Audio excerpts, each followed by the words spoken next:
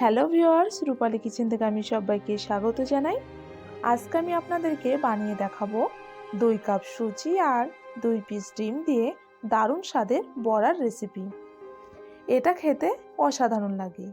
সন্ধ্যাবেলা চায়ের সঙ্গে যদি এরকম একটা বড়ার রেসিপি থাকে তাহলে কিন্তু জাস্ট জমেই যায়।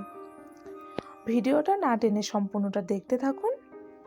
চলুন তাহলে আজকের রেসিপিটি শুরু করা যাক।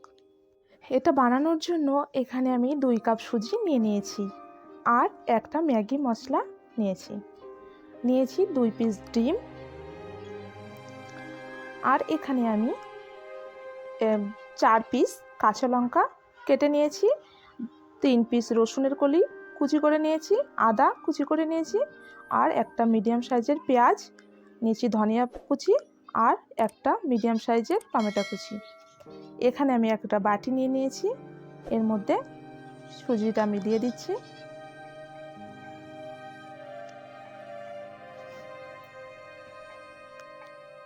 এখানে যে ধনিয়া পাতা, টমেটো এগুলো কুচিয়ে রেখেছিলাম, এগুলো একই সঙ্গে সব দিয়ে দেব।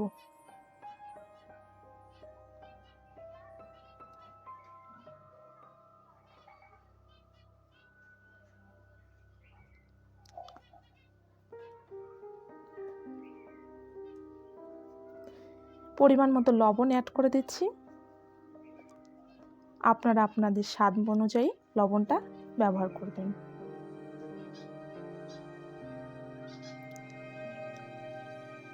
আর 1 চামচ হলুদের গুঁড়ো অ্যাড করে দিচ্ছি।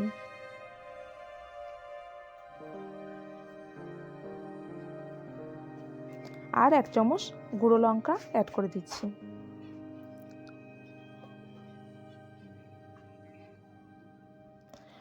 আর ম্যাগি মশলাটা নিয়েছিলাম, সেটাও একই সঙ্গে অ্যাড করে দিলাম। এবার একটা চামচ দিয়ে ভালোভাবে এটা মাখিয়ে নেব।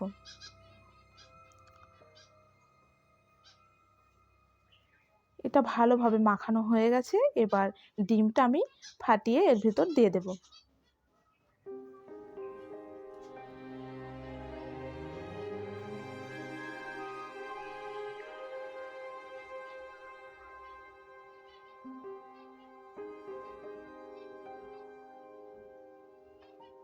এবার এটা ভালোভাবে মেখে নেব।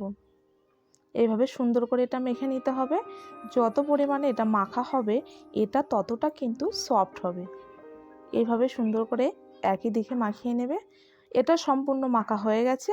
10 থেকে 15 মিনিটের জন্য এটা রেস্টে রেখে দেব। 15 মিনিট আমার হয়ে এসছে, এটা দেখে নিচ্ছি। দেখতে পাচ্ছেন অনেকটা কিন্তু এটা সফট হয়ে গেছে। কড়াইয়ের মধ্যে পরিমাণ মতো রিফাইন অয়েল অ্যাড করে দিচ্ছি। তেলের পরিমাণটা একটু বেশি রাখতে হবে।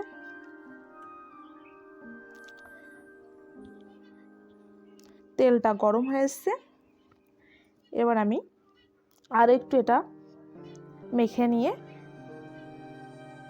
দিয়ে দেব।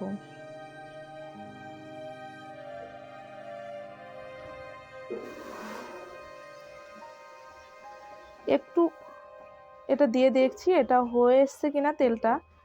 তেলটা পুরোপুরি গরম হয়ে এসছে, দেখতে পাচ্ছেন ওটা কিন্তু উপরের দিকে উঠে এসেছে। এবার আমি একটু একটু এইভাবে দিয়ে দেব।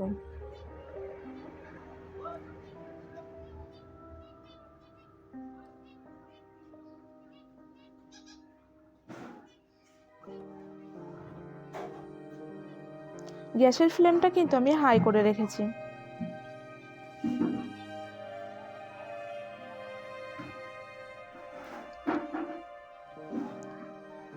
এবার আমি গ্যাসের ফ্লেমটা লো টু মিডিয়াম রেখে এটা নাড়াচাড়া করে ভেজে নেব।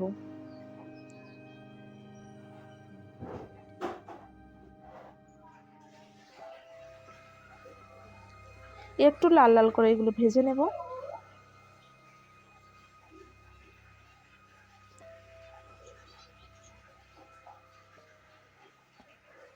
এটা ভাজা হয়ে গেছে।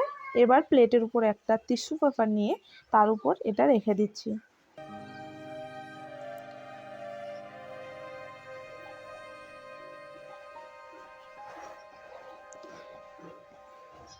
ঠিক এভাবেই বাকিগুলো কিন্তু ভেজে নেব।